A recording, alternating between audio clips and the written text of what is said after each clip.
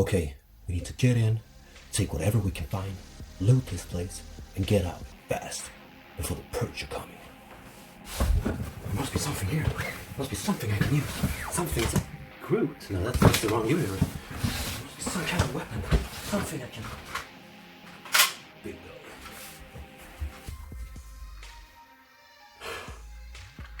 Purge.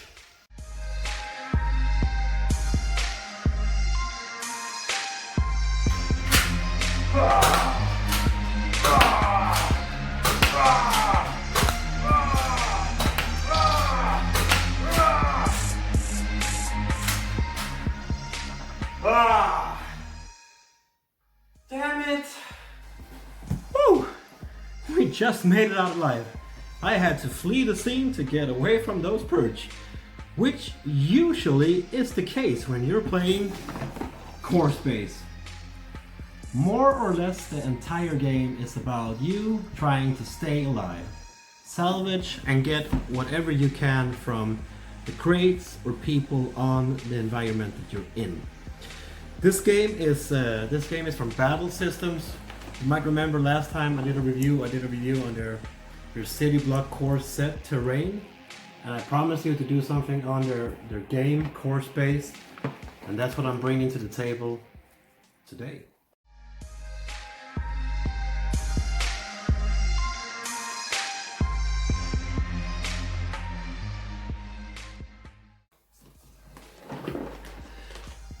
Corse Space. What is Corse Space? Well, Corse Space is a cooperative game, if you want to, where 1 to 2 players play against the system, I would say against the game, to salvage, trade, adapt, or survive.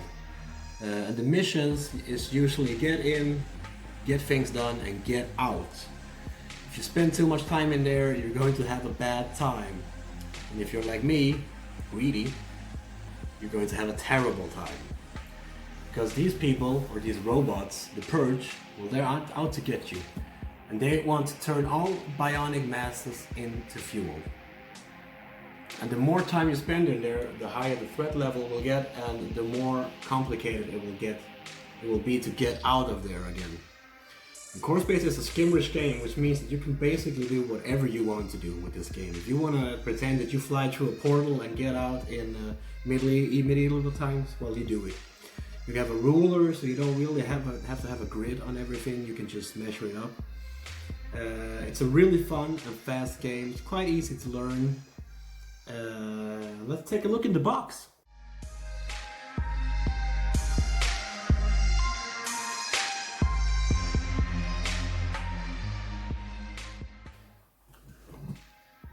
So this is the box, Corse Space, Battlesystems game. Battlesystem are known for making terrain. This is not a terrain, this is their game. I have made a video of their modern city apocalypse terrain piece, which you can click down here and then you can go in and watch that one. Beautiful terrain. This is their game. This is their first game they ever made. They have just made another one called Firstborn. But this one is Corse Space. So let's see what's in the box. Oh, it's a beautiful box opening sound right there. The first thing you can find in here, it's the ruler. The ruler that decides how far you can go and how far you can shoot. Pretty straightforward. What I love about the ruler is that you don't need a grid on the map. You can actually use any map you want to and then just measure the distance up. And then you have a neon mat. This is not cardboard, this is not paper, this is a neon mat that you get in the core box. It's not extra expensive. Everything I will show you here is in the core box. It's what you get when you buy it. This is beautiful. Of course, you get the rule book. A nice rule book here on 104 pages with the campaign. There's a campaign of 9 missions in here as well. The rules sometimes tend to get a little bit confusing, but mostly it's pretty straightforward and not that hard to understand. This is all the rules. And then you have the ship the ship's condition, the ship's different skills. You have the different store locations where you can sell and trade. And then back here you have the missions. So you can have this as a campaign. You can do the campaign here, and then you can jump in and do just a salvage mission. You can do the campaign and then you can play with a friend and then keep going with the campaign. You can really do whatever you want to do with this game. That's what makes it so much fun. You get a little bag. You get the Purge character card. One when they are just aggressive, and another side where they are really aggressive. In this one there are the easy Purge, and then we have the Devastators, the Assassinators, and the live ones. This is where it gets tough. If you kill him, you actually get a medal. I've done it once. And then you get the Threat Keeper. This is the one that shows you where you are. This is calm and relaxed. It's getting harder. It's time to go home if you get up here. And in every mission it states how hard the level is from the start. You see here, this one, it's a level. So you start with 9 pegs at the start. Pretty hard one. And every time a character shoots, you add a peg, which raises us up even higher. Like I said before, this is not a gun blazing game. It's a strategic game. You have to think about what you're doing. But this is quite similar to Zombicide. Kind of the same model here. It's pretty smart. And then we have this one here. This is the ship. This is the ship. It's the ship's skill. It can shoot, it can scan. And then you have the condition of the ship here. You have to repair the ship after every mission. On the back side here you have the tray where you start on. Every mission you start on this one, so the characters will land and they will stand on this one and then they will jump on the map. You also have an equipment place. Here you can place equipment that you won't use during this mission. You can place it here. It's quite cool. They actually have one expansion with an actual ship. I will get that, I promise. And then we have the character trace. Up here you can see this is my captain, Ariana, and this is her items. This is the item slot, and then you have her skills down here. And the cool thing is here that she can only carry as much that they will fit in this one. She also have, let me pop this one out to show you. She also have a little one here where she can have armor. Right now she does not have armor. She has an extra move, but you could put armor here as well. And you can see here, up here we have her health, and then we have her actions, we have her skills and her career. And every time one of these lines are filled, she levels up. And she get an extra skill or an extra health or something. Every time you finish a mission, you get a skill point as well, and a career point. So it's quite cool. You have a difference of these. So you have for two teams, two trader teams. And what else do we have here? We have the different character cards. And you can see here, it says civilian on this side. This is different civilians. And on the other side, it's their trader side. So the civilian side and trader side. You have again different skills, different health and skill points and so on. And the cool thing about these civilians is that they're in the game and they're walking around doing their own thing, but there's a dice that you roll in every round that will decide what the civilian will do. So this guy, for example, if I roll this, well, he wants to fight you. Maybe they become an alive one, or they want to hide, or they want to join your crew. They can join your crew, which is cool, and you can do a permanent hire So you will have them for the rest of your campaign, if they survive.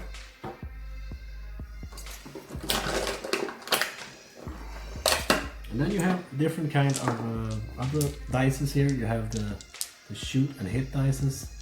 The blue one should always be there. The red ones are extra depending on the weapon you have. And the perch dice. You roll this every time to see if you get a perch or not. And then we have the event cards. At the start of each round, or round I mean, you have to draw an event card, and well, basically anything can happen. The traders can get an extra move, the civilians might all of a sudden go crazy and try to kill the perch. Really cool. Besides that, you have a bunch of different items. Lots and lots of different items. You have weapons, you have credits here. It's the credits.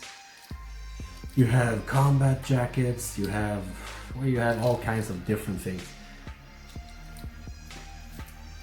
Also pretty cool. And of course you have the miniature box. And this one is where you keep your miniatures. And look at this little guy, he's already up and running, ready to fight. You have your miniatures, you have different tokens up here. These here, these are the different careers. You can have one that's more machine or argumented, or you have crewman. This is the crewman here.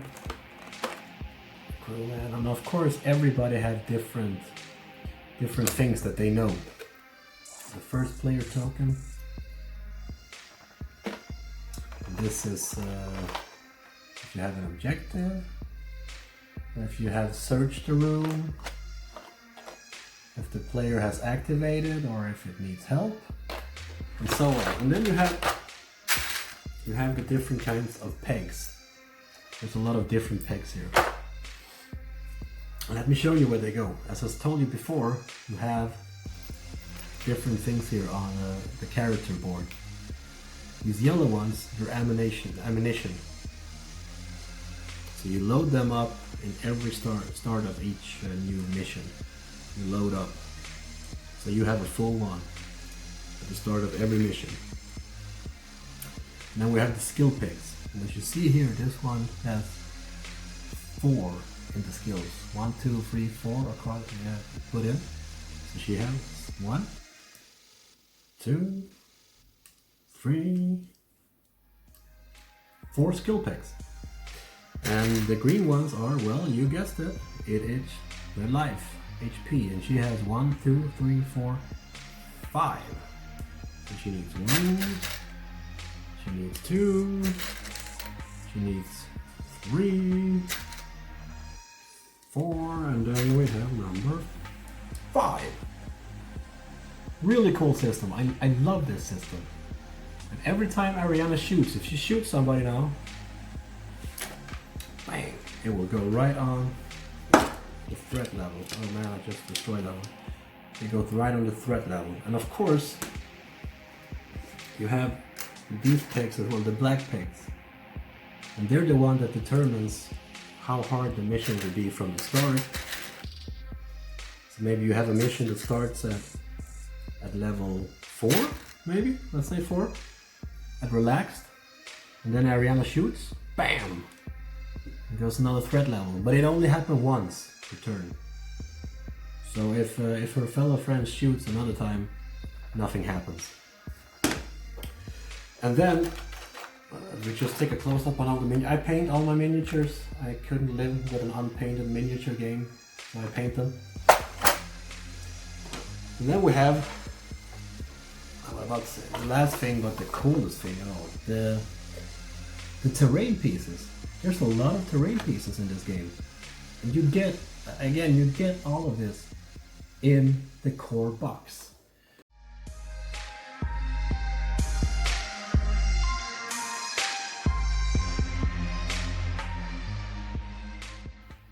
So, everybody always wants to know, how long does it take to put up a mission? So that's why I was going to show you how long it actually takes to put up a mission. The mission I'm going to show you is the Salvage mission, the examples mission. And on here you can see all the pieces. Let me get a little bit closer to show you here.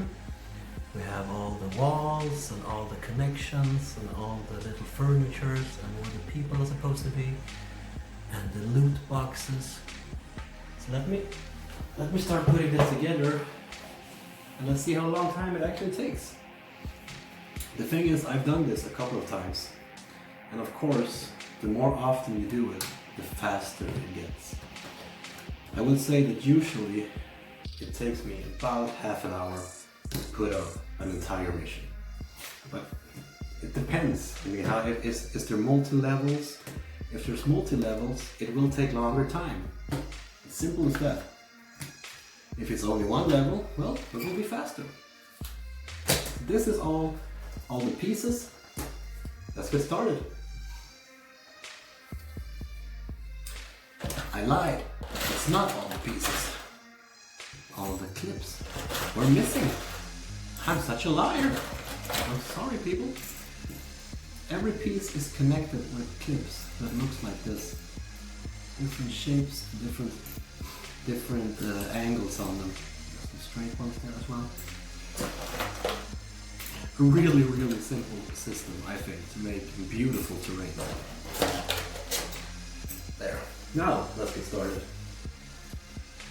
Take a corner here. Now we have another wall. What I usually do to do this a little bit faster is that I usually just hold it in my hand instead. You know, if you do it like this, I think it takes a little bit faster than to just sit down and have it on the table the entire time.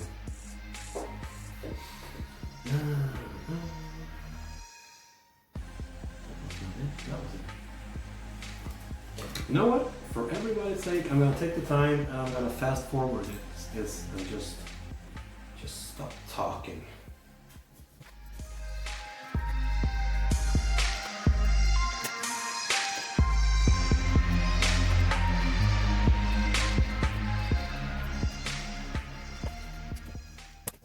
Okay, so there you have it, people. That was the basic structure of the walls and the doors and the windows.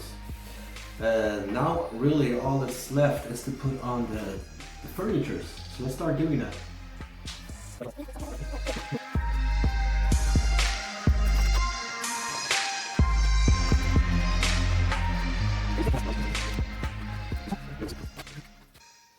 we go. Now what I like to do is that I like to just bling it out a little bit as well. You don't have to do this. You don't have to do this at all. But if you want to, you can just bling it out a little bit. And throw out all these signs and pieces on here. There's all these little cool signs. I'm going to show you a close-up on all of this later on.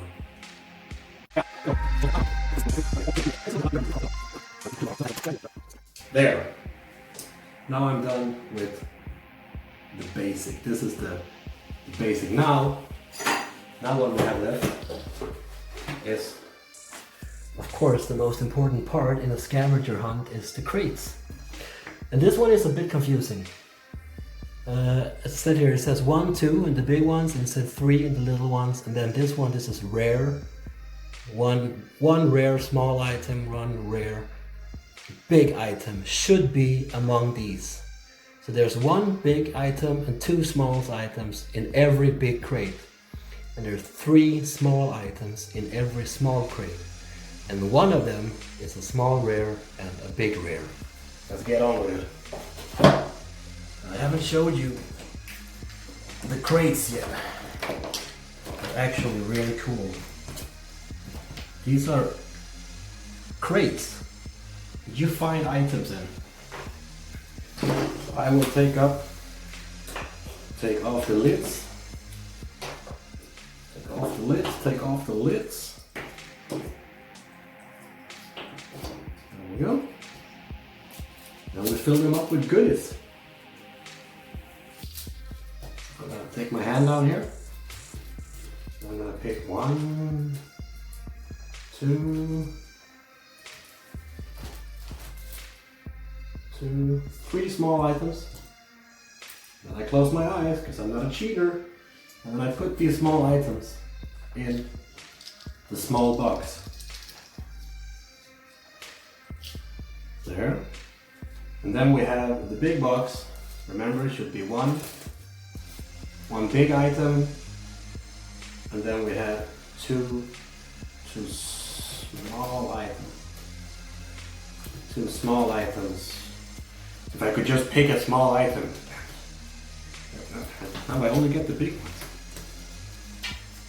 There we go. 1 big and 2 small. And again, I'm closing my eyes. You can't see it, but they're closed. I'm not a cheater. Wow, that's a good one. I will do this with all the boxes. Fast forward.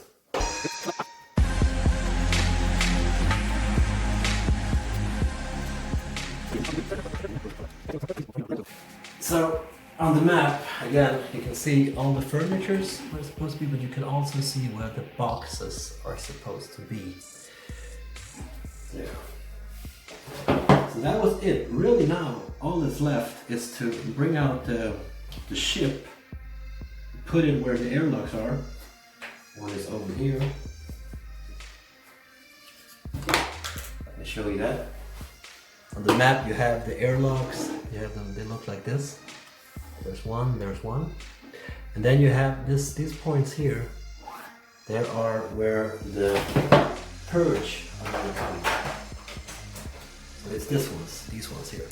You have numbers on the one. Oh, that was a little item. And you have 1 and you have 2. So let me just place them out as well. And then, as I told you from the start, you can see here this level starts at 3 pegs. So I'm going to put in 3 pegs in that one. There we go. We have one little item that fell off this one, I'm guessing. There, hold on, just gotta get my crew up. So I take my character sheets. These are my character sheets. Put Mr. Butler away. I'm gonna bring Teade up instead. Ariana, this one is filled up from before when I showed you, remember?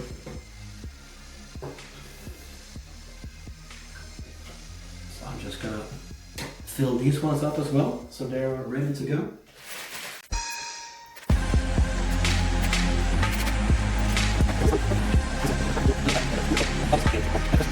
You have on each mission, you have which cards you should put in. So I should pick 4 random purge cards, all of the civilian cards, and all of the environment cards. Let me do that, people. 1, 2, I have 3. It was supposed to be 4 random. 4 random purge cards and all of the civilian cards, all of the environmental cards, and I have actually bought one expansion, which is the gangers. You see there? It's the ganger. Bad people. And I would say that if you're going to play this solo, you almost need at least 1 expansion just to give yourself a little bit breathing space, because the gangers will come in and they will also start shooting at the purge. They will shoot at you and at you as well, but they will mainly focus on the purge.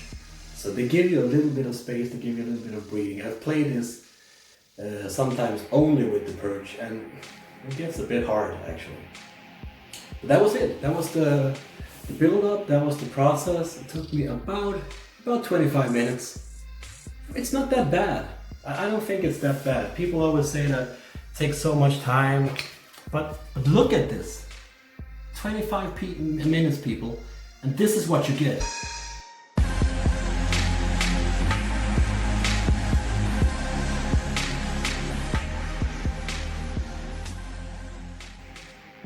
Okay, people, so this is what you get.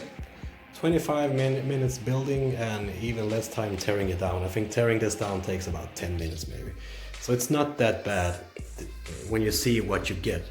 I mean, look at all this beautiful terrain, beautiful pieces, this beautiful neon map. And I can really recommend this game because it's a fast and fun game. It's competitive. I mean, you can compete against another gang of traders if you're 2 players, but you can also play together as a team and try to overcome the obstacles in the missions. And then you have the gangers you can buy expansions to. I can really recommend to buy the said expansion, the gangers expansion, because what they do is that they come in here and they even out the odds a little bit, because they go in and they will focus on the purge instead of focused on you. But if there's no purge, well, they will go after you. I play mostly solo. I think that they have actually, the gangers have actually made it a bit more balanced for me. When I've played it without the gangers, I think that sometimes it gets a little bit too hard. And even though I like a challenge, I also like to sometimes win. So that I can recommend that if you're gonna play solo. But if you're gonna play 2-player games with 2 trader teams, this is probably gonna work out just fine without any expansions at all. But this is it. This is what you get.